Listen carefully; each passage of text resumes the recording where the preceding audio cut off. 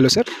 నిన్న ఎన్‌డీఏ ప్రభుత్వంలో ఆహ్, ఎన్‌డీఏ ప్రభుత్వం బడ్జెట్ అనేది ప్రవేశపెట్టింది గదా! లోక్‌సభలో 12,00,000 వరకు. టాక్స్ మినహాయింపులని ఇచ్చింది గదా! సో, దీనిపైన మీ ఒపీనియన్ ఏంటి? ఈరోజు దేశంలో ఉన్న ఆహ్, ప్రత్యేకంగా ఆర్థికవేత్తలు నివ్వెరపోయే విధంగా, ఆశ్చర్యపోయే విధంగా 2025 బడ్జెట్ సమావేశాలు జరిగాయి. దాన్ని ప్రవేశపెట్టడం జరిగింది.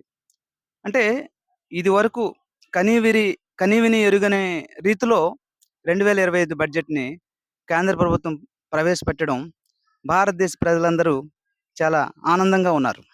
ప్రత్యేకంగా మనం ఏం చెప్పవచ్చంటే 12 లక్షలు ప్రత్యేకంగా మిడిల్ క్లాస్ పీపుల్‌కి రూ. 12,00,000 పన్ను అది మినహాయింపు అనేది చాలా ఉపయోగకరంగా ఉన్నది.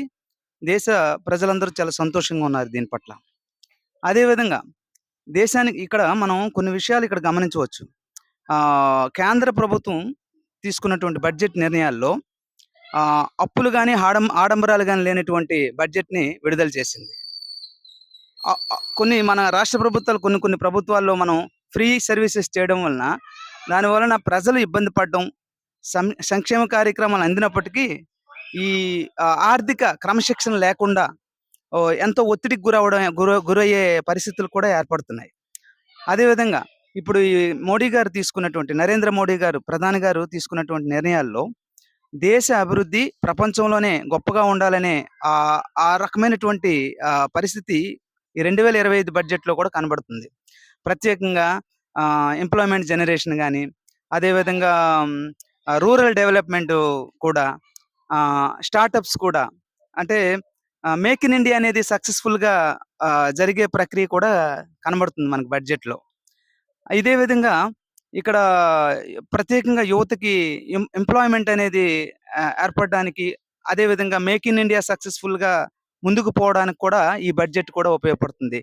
చూడండి ప్రత్యేకంగా ఇప్పుడు స్టార్టప్స్, ఇండస్ట్రియలిస్ట్స్ అండ్ మరియు చూడండి ఆంటర్‌ప్రెన్యూర్స్ అంటే సంస్థలు ఏర్పాటు చేసే బిజినెస్ పీపుల్‌కి కూడా పన్ను చాలా తక్కువగా ఉంది. దానివలన ఏంటంటే మన దేశంలోనే ఎక్కువ సంస్థలయ్యి ఆంటర్‌ప్రెన్యూర్స్ అంటే వ్యవస్థాపకులు ఎక్కువగా తయారవ్వడానికి కూడా అవకాశాలున్నాయి.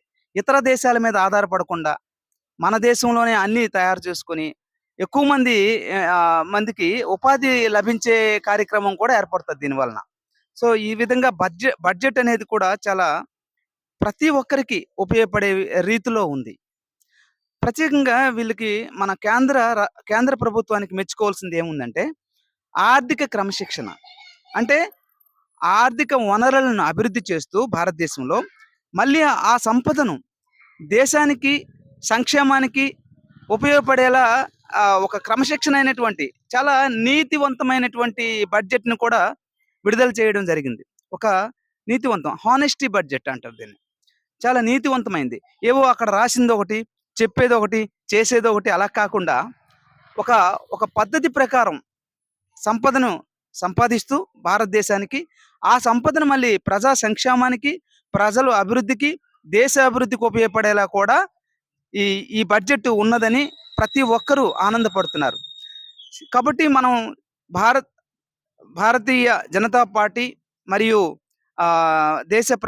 గౌరవ దేశ ప్రధాని నరేంద్ర మోడీ గారు లాంటి నాయకత్వం ఈ దేశానికి చాలా అవసరం ఉంది. ప్రపంచ దేశాల్లో మన దేశానికి గొప్ప పేరు రావాలంటే అలాంటి నాయకత్వం అవసరమని ప్రతి ఒక్కరు ఈ పార్టీలకు అతీతంగా ఆలోచిస్తున్నారని నేను అభిప్రాయపడుతున్నాను. ఇంకేమన్నా ఉందా? Thank you.